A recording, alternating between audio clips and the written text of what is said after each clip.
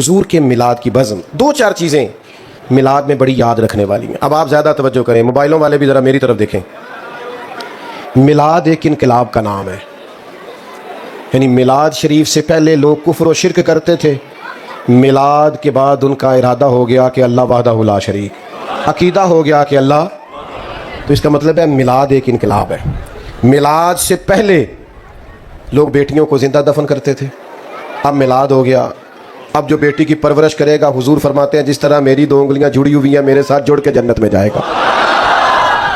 پہلے لوگ یتیموں بیواؤں کے ساتھ بڑا ناروا سلوک کرتے تھے، میلاد ہو گیا، حضور فرماتے ہیں جو یتیموں اور بیواؤں کی مدد کے لیے نکلا ہو سمجھو اللہ کے رستے میں جہاد کر رہا ہے۔ پہلے برادری، قبیلہ، رنگ، نسل کی تفریق تھی، پھر میلاد ہو گیا، حضور نے فرمایا سارے جناب آدم کی اولاد ہے، کسی عربی کو اجمی پر، گورے کو کالے پر کوئی فضیلت حاصل نہیں ہے۔ تو میلاد انقلاب ہے، لیکن اگر ہم میلاد بھی منائیں اور انقلاب کو بھی نہ سمجھیں، یعنی میلاد منانے والا بھی بہو یا بیٹی سے صحیح سلوک نہ کرے، اس کا مطلب ہے کہ وہ پھر میلاد اس کو سمجھا، وہ میلاد کو سمجھا۔ ادھر دیکھو، اگر بہو کے ساتھ گھر میں ظلم ہوتا ہے، بیٹی کے ساتھ، بہو بیٹی ہوتی ہے نا، تو پھر لوگ میلاد کو سمجھے۔ اگر بہو کا باپ آ کے منتیں کر رہا ہے نا سسرال والوں کہ چلو مہربانی کرو، اے میرے لاڈا نال بھی انج دی ہو گئی ہے بیچاری، تو پھر آپ میلاد کو تو نہیں سمجھے۔ بچی کا باپ تو رو رہا ہے آپ کے سامنے، تو آپ تو نہیں سمجھے میلاد کیا ہے۔ بیٹی کے گھر سے شکایت آئے کام ٹھیک نہیں کرتے تو کہتے ہیں عمر کم ہے، سیکھتے سیکھتے سیکھ جائے گی، اور بہو سے کام ٹھیک نہ ہو تو فتوی بدل جاتا ہے، کہتے تینوں سکھا کے نہیں کلیا تیری ماں نے، تو اپنی بیٹی کے بارے میں تو تیری رائے اور ہے۔ تو بیٹیوں کے ساتھ تو اپنا رویہ، یہ جو سسرال کا معاملہ ہے نا، بیٹیوں کے سسرال کا، آپ کو پتہ نہیں، بہت سارے باپ رات کو سوتے نہیں، بچی کی اماں وظیفے پوچھ رہی ہے کہ سسرال میں بڑی زیادتی ہوتی ہے، کچھ بتاؤ میری بیٹی کو سکون ہو جائے۔ تو میلاد منانے والے بھی ایسا کرتے ہیں، وہ بھی یہ تکلیف دیتے ہیں۔ اور اگر تیرے گھر کے سامنے رات کو 10,000 روپے کا فاسٹ فوڈ آیا کھڑا ہے، اور تیری اسی گلی کے اندر ایک گھر ایسا بھی ہے جو میاں بیوی آپس میں مشورہ کر رہے ہیں کہ صبح بچوں نے ناشتہ کرنا ہے تو پراٹھے بنانے کو گھی کوئی نہیں، تو پھر تو نے میلاد شلاد کوئی نہیں منایا، تجھے نہیں پتا میلاد کیا ہے، پھر تو خود غرض ہے، تو اس کی تو نبی پاک صلی اللہ علیہ وسلم نے نفی کی ہے، پھر تو سمجھا ہی نہیں میلاد کیا ہے۔ اور اگر تجھے پتا ہے، تو جانتا ہے کہ فلاں جگہ میرے کہہ دینے سے، سفارش کر دینے سے، بات کر دینے سے غریب کا، یتیم کا، بیوہ کا بھلا ہو سکتا ہے، لیکن تو کہتا ہے مینوں کی لگے، تو پھر تو میلاد کو سمجھا، پھر تو نے اس مزاج کو، اس ماحول کو پرکھا۔ میں عرض کروں کہ یہ کوئی رسم ہے کہ حضور کا ذکر پاک کرنا اور اس پر نعرے لگانا اور بالکل نہ بدلنا اندر سے؟ یہ کوئی اللہ تعالیٰ معاف فرمائے کہ نیرے کمکمے لگا دینے سے اور لائٹیں لگا دینے سے حق پورا ہو گیا؟ نبی کریم علیہ السلام نے فرمایا تم اتنی دیر تک مومن نہیں ہو سکتے جب تک تمہاری خواہشات اس دین کے تابع نہ ہو جائیں جو میں لے کے آیا ہوں۔ کوئی نہیں، حضور فرماتے ہیں تم نے خواہش بھی وہ کرنی ہے جو میرے دین کی رضا ہے، تیری خواہشیں اب وہ ہونی چاہیے جو رسول پاک کے دین کی مرضی ہے۔ وہ کون سا غلام ہے جو اپنی مرضی کرتا ہے پھر بھی غلام ہے؟ آپ کا ملازم کرے نا اپنی مرضی تو لگ پتہ نہیں جاتا۔ آپ کہتے ہیں میاں سویرے 8 بجے آنا ہے، تو آئے ہیں 8:30 بجے، اچھا کوئی کام بھی نہ ہوئے تو افسر کہتا میں پھر بھی افسری کرنی ہے، اس نے کہا میں مجبور ہو گیا، کہتا نہیں ٹائم 8 بجے دا سی، تو پاویں کوئی کام نہیں سی پر چونکہ تو ڈیوٹی کرتا ہے لہذا 8 بجے، صحیح کہہ رہا ہوں؟ ایسے ہی ہے، پھر وہ درمیان میں اونگ بھی نہیں سکتا، سو بھی، چھٹی سے پہلے کوئی ذاتی کام بھی کر سکتا۔ یہ حضور کے غلام ہیں ہم۔ نبی کریم نے فرمایا فجر میں مسجد آؤ، کہنا میرے لیے دعا کریا کرو میں نماز پڑھا۔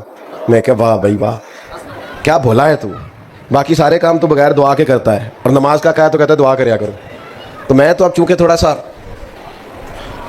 خشک ہوں تو بعدوں کا سخت بات بھی کر دیتا ہوں سمجھانے کے لیے، کیونکہ کڑوی دعائی کا بھی، ایک دوست کو میں اکثر کہتا نماز پڑھو، وہ ہر دفعہ مجھے کہتا دعا کرو میں نمازی ہو جاؤں۔ میں کہ تو سرکاری ملازم ہے، ہر مہینے تیری تنخواہ بینک کے چوندی، تو کدی نہیں دعا کرائی کہ دعا کرو میں لین ٹر جا، میرا دل نہیں کرتا تنخواہ لین کرائی کدی کسی نے؟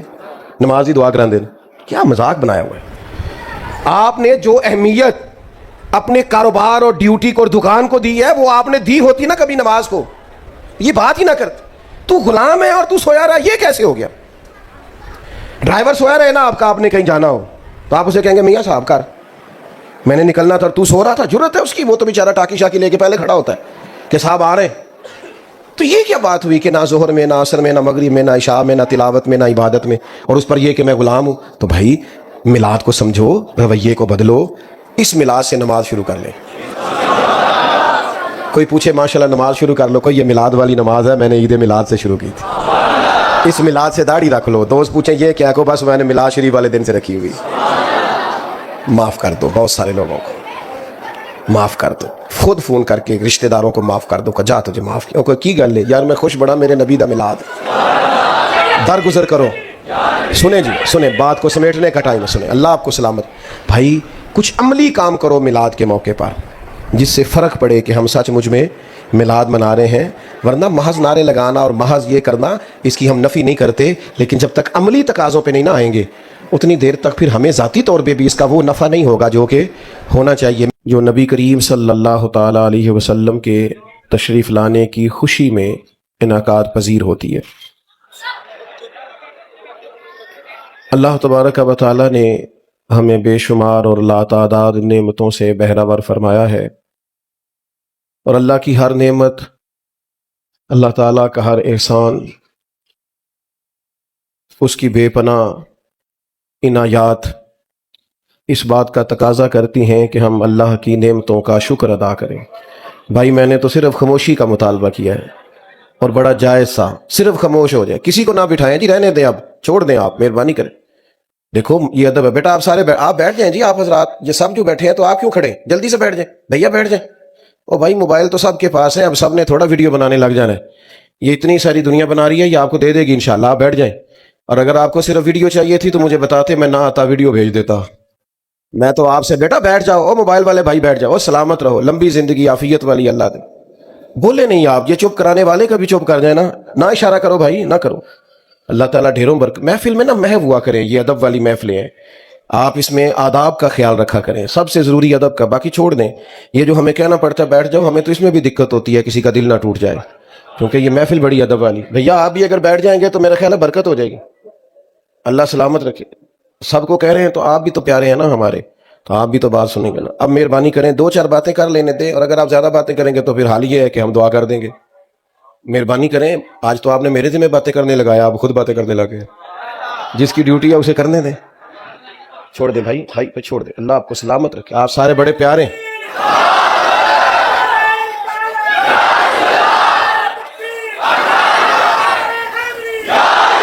میں نے ایک دوست سے کہا یار آپ مجھے بلا تو لیتے ہیں لیکن میرے 20 منٹ تو محفل ٹھیک کرنے میں لگ جاتے ہیں، تو مینوں کہنے لگے تواڈے آن تے بندے پریشان ہی بڑے ہو جاندے ہیں۔ تو اللہ آپ تو پریشان نہیں ہے نا، ماشاءاللہ، اچھا چلو شکر ہے، خوش رہیں، اللہ تعالیٰ ہمیشہ آپ کو پریشانیوں سے بچا کے رکھ۔ اللہ تعالیٰ کی ہر نعمت اس کا حق ہے کہ اس کا شکر ادا کیا جائے، اور نعمتوں کا شکر ادا کرنے سے فائدہ یہ ہوتا ہے کہ ایک تو نعمت محفوظ ہو جاتی ہے، دوسرا نعمتوں میں اضافہ ہو جاتا ہے۔ اللہ تعالیٰ نے فرمایا لَئِن شَكَرْتُمْ لَأَزِيدَنَّكُمْ، اگر تم شکر ادا کرو گے تو ہم نعمتوں میں اضافہ کر دیں گے۔ تو ہمارے مفسرین نے یہاں ایک بات لکھی ہے کہ اضافہ اسی میں ہوتا ہے نا جو پہلے محفوظ ہو جائے، تو اضافے کا مطلب یہ کہ شکر کرنے سے نعمتیں محفوظ ہو جاتی ہیں اور ان میں اضافہ ہو جاتا ہے۔ ہمارے ہاں جو نعمتیں ہوتی ہیں، بیٹا آپ لوگ بیٹھ جائیں نا محفل میں، یہ کوئی چلت پھرت نہ کریں، چھت پہ بیٹھ جائیں آرام سے، کوئی اٹھے نہ، یہ آداب کے خلاف ہے بیٹا، آپ یہ دینی محفل ہے، سیاسی جلسہ نہیں پیارے بچوں، اس میں آپ سے ذرا کوئی اللہ نہ کرے اللہ کے گھر کی بے ادبی ہو گئی تو بڑا مسئلہ ہو جائے گا۔ بیٹا آپ کیوں چل رہے ہیں، بیٹھ جاؤ وہیں پہ، ادھر آ جاؤ واپس، شاباش، اللہ تعالیٰ آپ کو لمبی زندگی، عزت اور سعادت اور علم و عرفان والی عطا کرے۔ اطمینان سے بیٹھ جائیں سارے دوست، کوئی چلت پھرت نہ کرے۔ تو ہمارے ہاں یہ ہوتا ہے کہ چونکہ ہم قدر نہیں کرتے نعمتوں کی، بلکہ ہوتا یہ ہے کہ جو نعمت موجود ہوتی ہے اس کی قدر نہیں ہوتی، اور جو موجود نہیں ہوتی اس کے لیے مایوسی ہوتی ہے کہ فلانی چیز کوئی نہیں، اگر مل جائے نا، وہ بھائی جو ہے اس کی قدر کرنا، پہلے اس پر شکر ادا کرنا، اللہ کی طرف متوجہ ہو، اس نعمت کے بارے میں احساس پیدا کر، جو نہیں ہے اس کا تقاضا تو ہے، تو جو کریم نے اپنے فضل سے دے رکھی ہے اس پر تو توجہ کر۔ تو میرے بھائیوں، سب سے پہلی بات تو یہ ہے کہ ہر نعمت، اللہ کا ہر احسان، چھوٹی سی چھوٹی چیز بھی اگر آپ کے پاس نہ ہو تو آزمائش ہو جائے، تو اللہ کے انعامات کا، احسانات کا شکر ادا کریں۔ اور دوسری بات یہ یاد رکھیں کہ اللہ کی سب سے بڑی نعمت ہم پر یہ ہے کہ ہم نبی کریم کے غلام ہیں۔ ہم چونکہ مسلمان ہیں خاندانی طور پر، ہمارے والد اللہ کے فضل سے دادا پردادا سب مسلمان تھے، تو حضور علیہ الصلوۃ والسلام کا کلمہ پڑھنے کے لیے ہم نے کوئی قیمت نہیں چکائی، ہمیں کسی تکلیف سے نہیں گزرنا پڑا، کوئی مشقت نہیں کرنی پڑی. کوئی چیز مشقت سے حاصل ہوتی ہے نا تو اس کے بارے میں انسان کے ذہن کی کیفیات کچھ اور ہوتی ہیں.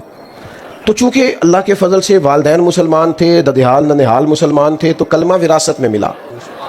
تو شعور کی وہ جو پختگی ہونی چاہیے وہ اس لیول اور اس پائے کی نہیں. چونکہ قیمت دے کے چیز لی ہو تو پھر اس کی قدر اور ہوتی. صحابہ کرام علیہم رضوان اللہ کا بڑا ہی شکر ادا کرتے تھے کہ شکر ہے ہم رسول پاک کے غلام ہیں, اور وہ اس پر نہایت فرد کا اظہار کرتے تھے, مسرور ہوتے تھے. اللہ تعالیٰ نے حکم بھی دیا ہے کہ جب اللہ کا کوئی احسان ملے تو خوش بھی ہونا چاہیے. ارشاد فرمایا قل بفضل اللہ وبرحمتہ فبذلک فلیفرحوا. اے محبوب علیہ السلام آپ ان سے فرما دیں کہ جب اللہ کا فضل اور اس کی رحمت ملے تو چاہیے کہ خوشی کا اظہار کریں.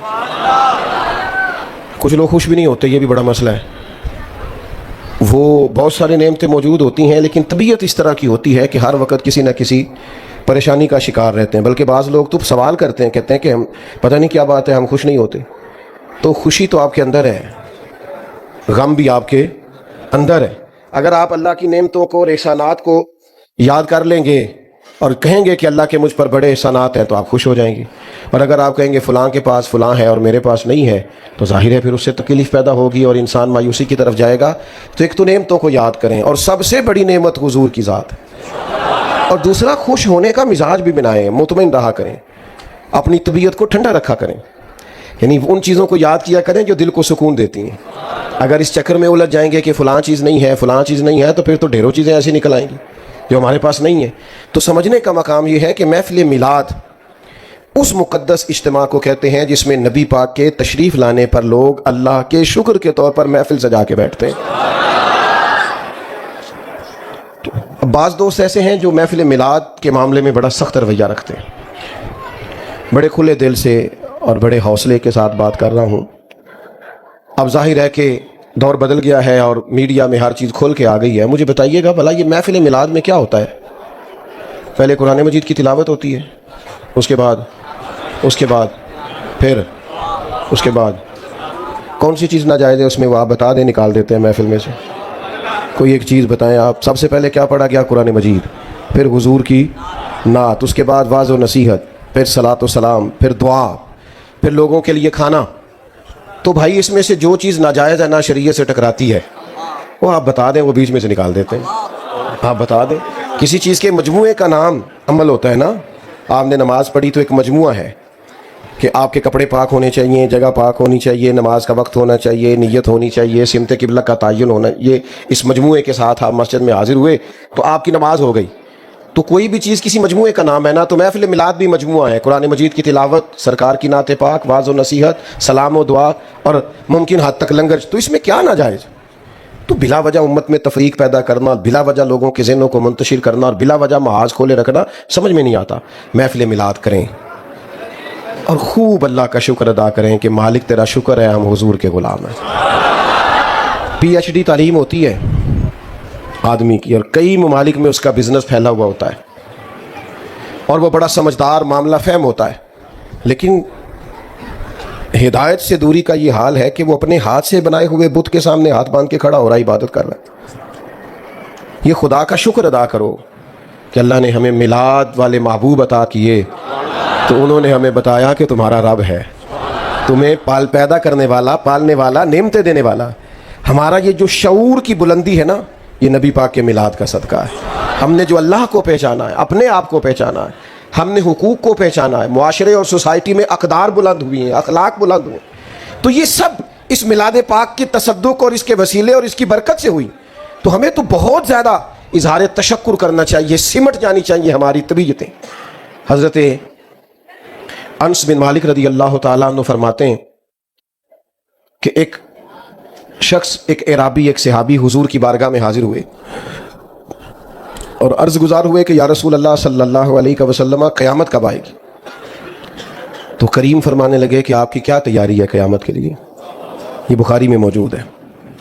تو انہوں نے عرض کی یا رسول اللہ صلی اللہ علیہ وسلم کوئی زیادہ نفلی روزے تو نہیں رکھ سکا, زیادہ نفلی نمازیں تو نہیں پڑھ سکا, پر اللہ اور اس کے رسول سے پیار بڑا کرتا ہوں.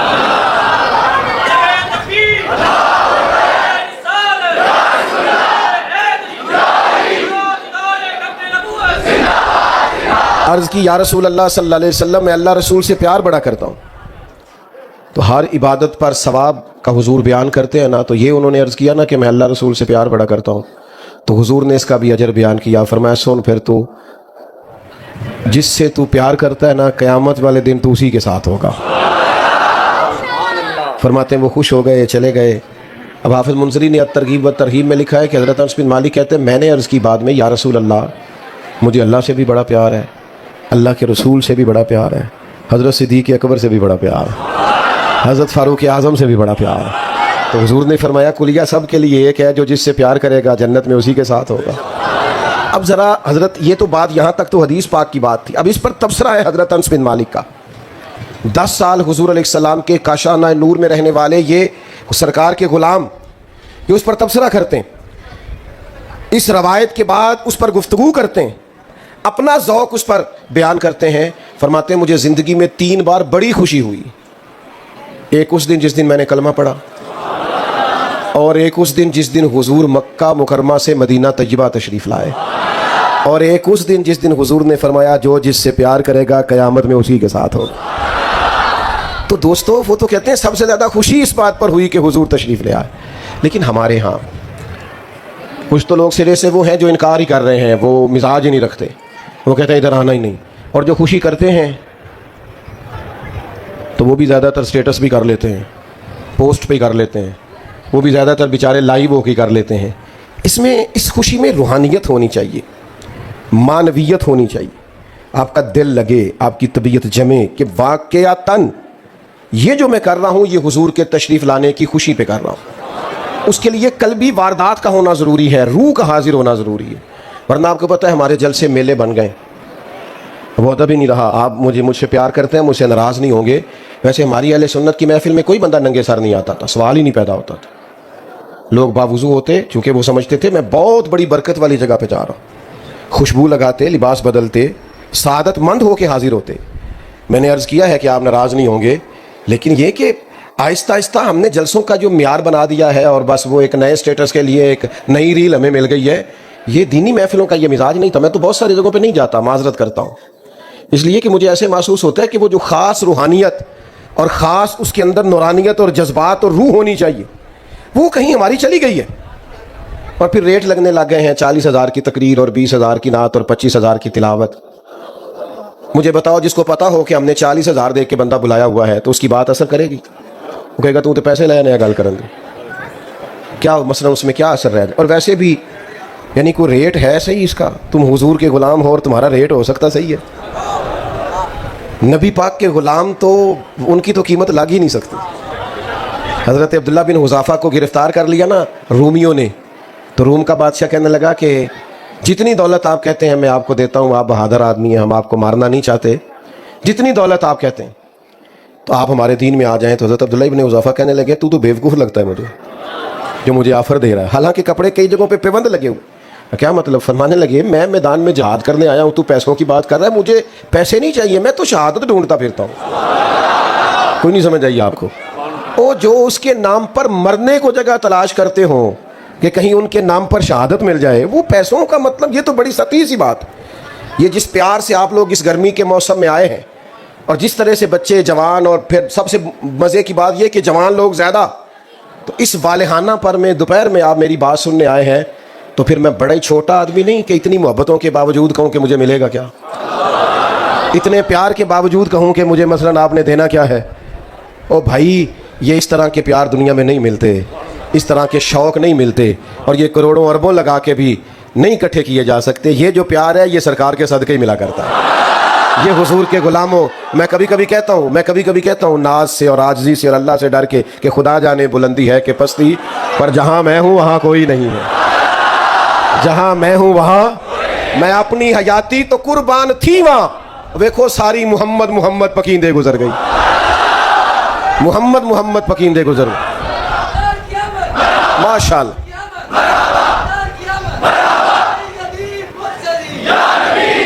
تو آپ سے عرض کرتا ہوں کہ ماشاءاللہ ماشاءاللہ, عرض یہ کرتا ہوں آپ کی خدمت میں کہ میرے عزیزو, ہمارے کرنے کا کام یہ ہے کہ ہم نا یہ اس سے نکلیں.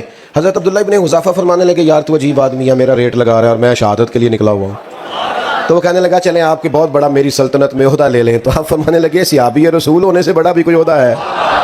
صحابہ وہ صحابہ تھے جن کی ہر صبح عید ہوتی تھی. خدا کا قرب حاصل تھا، نبی کی دید ہوتی تھی. تو وہ کہنے لگا معاذ اللہ ثم معاذ اللہ، رات کو اس کے کمرے میں کوئی جوان لڑکی بھیجو. سنو میلاد پہ آنے والے جوانوں، ساری رات لڑکی بیٹھی رہی اور آپ نفل پڑھتے رہے. تو وہ جو گمراہ کرنے آئی تھی وہ سویرے کلمہ پڑھ گئی. اب میری نگاہوں میں جچتا نہیں کوئی، کیونکہ جیسی میری سرکار ہے ایسا نہیں کوئی. یہ دنیا کا حسن ہمیں کہاں لبھا سکے گا جن کی نظریں گنبد خضرا پہ رہتی ہوں یا جلوہ ودعا پہ رہتی ہیں. تو میلاد کی بزم کو نورانی بنائیں، روحانی بنائیں، معنویت والی بنائیں. آ کے مزہ آئے، بیٹھ کے مزہ آئے، اٹھ کے جائیں تو کئی دن لطف رہے کہ حضور کے میلاد پاک میں آئیں. اس میں سرور ہو، اس میں درد ہو، اس میں کیف. یہ جو انداز ہے نا، وہ ہمارے ہاں میلاد کی محفل میں بھی کسی امیر آدمی کو لوگ صدر بنا لیتے ہیں. وہ کرمالا ٹوپی بھی داری لے کے آتا ہے کسی کو، ادائیں ذرا میں مسیطے جانا ہے. اور جس بابا جی کو 35 سال ہو گئے ہیں نا فجر کی اذان دیتے، ان کی صدارت کراؤ محفل میلاد. جس کو 30 سال ہو گئے مسجد میں جھاڑو دیتا ہے، اس کی صدارت کراؤ. اور جس امام مسجد نے آپ کی 3 نسلوں کو قرآن مجید پڑھایا، نماز پڑھایا، اس کی صدارت کراؤ. ایتھے بھی تسی تگڑے نہیں پا لیا محفلات. اور نعت کا بھی ہمارا بڑا سیاح ہوتا ہے، بڑا سمجھدار. انہوں پتہ ہے نوٹ کی دی جیب بیچنے، وہ پھر وہ نام پتہ کرتا ہے. پھر کہتا ہے حاجی صاحب شیر تہاڈی نظر ہے. میں کہ میرے کو پیسے ہوندے تو میری نظر بھی ہو جانا سی. پیسے ادھر ہے نا تو سارے اس طرف تو نے. اور کتنا تو نادان ہے. شیر حضور کے نام کا اور نظر حاجی کی نہ کر ایسے. یہ مدینے والے کی بات ہے. اعلیٰ حضرت بریلوی چلے گئے نا دکان پہ تیل لینے، سرسوں کا تیل. تو دکاندار سے کہا یہ تیل دے دو. تو اس نے بوتل تیل کی بھر دی. فرمایا کتنے کی؟ کہنے لگا حضور ویسے تو 5 آنے کی ہے، آپ ہمارے عالی میں 3 آنے دے دیں. آپ نے پورے ہی 5 دیے. فرمایا میں اپنا علم 2 آنے کا نہیں بیچتا. ہاں کروں مدح اہل دول رضا، پڑے اس بلا میں میری بلا. میں گدا ہوں اپنے کریم کا، میرا دین پار آئے نہ. اعلیٰ حضرت کے شہزادے تھے ہمارے دادا شیخ حضور مفتی اعظم ہند رحمۃ اللہ علیہ. علامہ ارشد القادری رحمۃ اللہ علیہ کہتے ہیں میں نے جلسے پہ بلایا تو واپسی پہ میں کچھ پیش کرنے لگا. پوچھا یہ کیا ہے؟ تو مجھے کہنا چاہیے تھا نذرانہ ہے، ہدیہ ہے جو قبول کرنا حضور کی سنت ہے. تو میں نے کہا جی یہ کرایہ ہے. جلدی میں میرے منہ سے نکل گیا یہ. تو کہنے لگے پیسے لپیٹ کے دوبارہ میری جیب میں ڈال دیے. کہنے لگے میں احمد رضا کا بیٹا ہوں، کرائے کا مولوی نہیں کہ جو کرایہ دے بلا لے. جو اور یہ ہوتے ہیں کرائے کے مولوی بھی اللہ ماشاء اللہ ہوتے ہیں. کمال ہو جاتی ہے. جہاں جاتے ہیں وہیں کے مرید ہیں، جہاں جاتے ہیں وہیں کے کلابے. میں ایک جگہ پہ چلا گیا تو مجھے روکا دے دیا. کہنے لگے یہ مہمان خصوصی، ان کا بھی نام لینا ہے، ان کا خصوصی تعاون ہے، ان کا بھی نام لینا ہے. یہ صدر ہے مسجد کے، ان کا بھی نام. میں کہا تو سنتے مینوں کیا سی حضور دی تعریف کرنی تے اے میں کہا کسی اور موقع تے رکھیا جی. سانو تخت ادارے دی لوڑ کی نہ لکھی لگے شہر ببول دے نال اسی تے اپنی بال کے سیکنے. یہ سرکار کی تعریف. او ماشاءاللہ ماشاءاللہ، اللہ آپ کو جزا دے. اب سنیں جی، سنیں بات کو سمیٹنا ہے. سنیں حضور کے میلاد کی بزم. 2-4 چیزیں میلاد میں بڑی یاد رکھنے والی ہیں. اب آپ زیادہ توجہ کریں، موبائلوں والے بھی ذرا میری طرف دیکھیں. میلاد ایک انقلاب کا نام ہے. یعنی میلاد شریف سے پہلے لوگ کفر و شرک کرتے تھے، میلاد کے بعد ان کا ارادہ ہو گیا کہ اللہ وحدہ لا شریک، عقیدہ ہو گیا کہ اللہ. تو اس کا مطلب ہے میلاد ایک انقلاب ہے. میلاد سے پہلے لوگ بیٹیوں کو زندہ دفن کرتے تھے، اب میلاد ہو گیا. اب جو بیٹی کی پرورش کرے گا، حضور فرماتے ہیں جس طرح میری 2 انگلیاں جڑی ہوئی ہیں میرے ساتھ جوڑ کے جنت میں جائے گا. پہلے لوگ یتیموں بیواؤں کے ساتھ بڑا ناروا سلوک کرتے تھے، میلاد ہو گیا. حضور فرماتے ہیں جو یتیموں اور بیواؤں کی مدد کے لیے نکلا ہو سمجھو اللہ کے رستے میں جہاد کر رہا. پہلے برادری، قبیلہ، رنگ، نسل کی تفریق تھی، پھر میلاد ہو گیا. حضور نے فرمایا سارے ہی جناب آدم کی اولاد ہے. کسی عربی کو، اجمی پر، گورے کو، کالے پر کوئی فضیلت حاصل نہیں ہے. تو میلاد انقلاب ہے. لیکن اگر ہم میلاد بھی منائیں اور انقلاب کو بھی نہ سمجھیں، یعنی میلاد منانے والا بھی بہو یا بیٹی سے صحیح سلوک نہ کرے، اس کا مطلب ہے کہ وہ پھر میلاد اس کو سمجھا، وہ میلاد کو سمجھا. ادھر دیکھو، اگر بہو کے ساتھ گھر میں ظلم ہوتا ہے، بیٹی کے ساتھ، بہو بیٹی ہوتی ہے نا، تو پھر لوگ میلاد کو سمجھے. اگر بہو کا باپ آ کے منتیں کر رہا ہے نا سسرال والوں کہ چلو مہربانی کرو، اے میرے لاڈا نال انج دی ہو گئی ہے بیچاری، تو پھر آپ میلاد کو تو نہیں سمجھے. بچی کا باپ تو رو رہا ہے آپ کے سامنے، تو آپ تو نہیں سمجھے میلاد کیا ہے. بیٹی کے گھر سے شکایت آئے کام ٹھیک نہیں کرتے تو کہتے ہیں عمر کم ہے، سیکھتے سیکھتے سیکھ جائے گی. اور بہو سے کام ٹھیک نہ ہو تو فتوی بدل جاتا ہے، کہنے تینوں سکھا کے نہیں کلیا تیری ماں نے. تو اپنی بیٹی کے بارے میں تو تیری رائے اور ہے. تو بیٹیوں کے ساتھ تو اپنا رویہ، یہ جو سسرال کا معاملہ ہے نا، بیٹیوں کے سسرال کا آپ کو پتہ نہیں. بہت سارے باپ رات کو سوتے نہیں. بچی کی اماں وظیفے پوچھ رہی ہے کہ سسرال میں بڑی زیادتی ہوتی ہے، کچھ بتاؤ میری بیٹی کو سکون ہو جائے. تو میلاد منانے والے بھی ایسا کرتے ہیں، وہ بھی یہ تکلیف دیتے ہیں. اور اگر تیرے گھر کے سامنے رات کو 10,000 روپے کا فاسٹ فوڈ آیا کھڑا ہے اور تیری اسی گلی کے اندر ایک گھر ایسا بھی ہے جو میاں بیوی آپس میں مشورہ کر رہے ہیں کہ صبح بچوں نے ناشتہ کرنا ہے تو پراٹھے بنانے کو گھی کوئی نہیں، تو پھر تو نے میلاد شلاد کوئی نہیں منایا، تجھے نہیں پتا میلاد کیا ہے، پھر تو خود غرض ہے. تو اس کی تو نبی پاک صلی اللہ علیہ وسلم نے نفی کی ہے، پھر تو سمجھا ہی نہیں میلاد کیا ہے. اور اگر تجھے پتا ہے، تو جانتا ہے کہ فلاں جگہ میرے کہہ دینے سے، سفارش کر دینے سے، بات کر دینے سے غریب کا، یتیم کا، بیوہ کا بھلا ہو سکتا ہے، لیکن تو کہتا ہے مینوں کی لگے، تو پھر تو میلاد کو سمجھا، پھر تو نے اس مزاج کو، اس ماحول کو پرکھا. میں عرض کروں کہ یہ کوئی رسم ہے کہ حضور کا ذکر پاک کرنا اور اس پر نعرے لگانا اور بالکل نہ بدلنا اندر سے؟ یہ کوئی اللہ تعالیٰ معاف فرمائے کہ نیرے کمکمے لگا دینے سے اور لائٹیں لگا دینے سے حق پورا ہو گیا؟ نبی کریم علیہ السلام نے فرمایا تم اتنی دیر تک مومن نہیں ہو سکتے جب تک تمہاری خواہشات اس دین کے تابع نہ ہو جائیں جو میں لے کے آیا ہوں. کوئی نہیں. حضور فرماتے ہیں تم نے خواہش بھی وہ کرنی ہے جو میرے دین کی رضا ہے. تیری خواہشیں اب وہ ہونی چاہیے جو رسول پاک کے دین کی مرضی ہے. وہ کون سا غلام ہے جو اپنی مرضی کرتا ہے پھر بھی غلام ہے؟ آپ کا ملازم کرے نا اپنی مرضی تو لگ پتہ نہیں جاتا. آپ کہتے ہیں میاں سویرے 8 بجے آنا ہے تو آئے ہاں 8:30 بجے. اچھا کوئی کام بھی نہ ہوئے تو افسر کہتا میں پھر بھی افسری کرنی ہے. اس نے کہا میں مجبور ہو گیا، کہتا نہیں ٹائم 8 بجے دسی تو پاویں کوئی کام نہیں سی پر چونکہ تو ڈیوٹی کرتا ہے لہذا 8 بجے. صحیح کہہ رہا ہوں؟ ایسے ہی ہے. پھر وہ درمیان میں اونگ بھی نہیں سکتا، سو بھی، چھٹی سے پہلے کوئی ذاتی کام بھی کر سکتا. یہ حضور کے غلام ہیں ہم. نبی کا کریم نے فرمایا فجر میں مسجد آؤ، کہنا میرے لیے دعا کریا کرو میں نماز پڑھا. میں کہا واہ بھائی واہ، کیا بھولا ہے تو، باقی سارے کام تو بغیر دعا کے کرتا ہے اور نماز کا کہا تو کہتا ہے دعا کریا کرو. تو میں تو اب چونکہ تھوڑا سا خشک ہوں تو بعدوں کا سخت بات بھی کر دیتا ہوں سمجھانے کے لیے، کیونکہ کڑوی دعائی کا بھی ایک دوست کو میں اکثر کہتا نماز پڑھو، وہ ہر دفعہ مجھے کہتا دعا کرو میں نمازی ہو جاؤں. میں کہ تو سرکاری ملازم ہے، ہر مہینے تیری تنخواہ بینک کے چوندی، تو کدی نہیں دعا کرائی کہ دعا کرو میں لین ٹوٹ جا، میرا دل نہیں کرتا تنخواہ لین کرائی کدی کسی نے؟ نماز ہی دعا کرا دے. کیا مذاق بنایا ہوا ہے. آپ نے جو اہمیت اپنے کاروبار اور ڈیوٹی کو اور دکان کو دی ہے وہ آپ نے دی ہوتی نا کبھی نماز کو. یہ بات ہی نہ کر. تو غلام ہے اور تو سویا رہا، یہ کیسے ہو گیا؟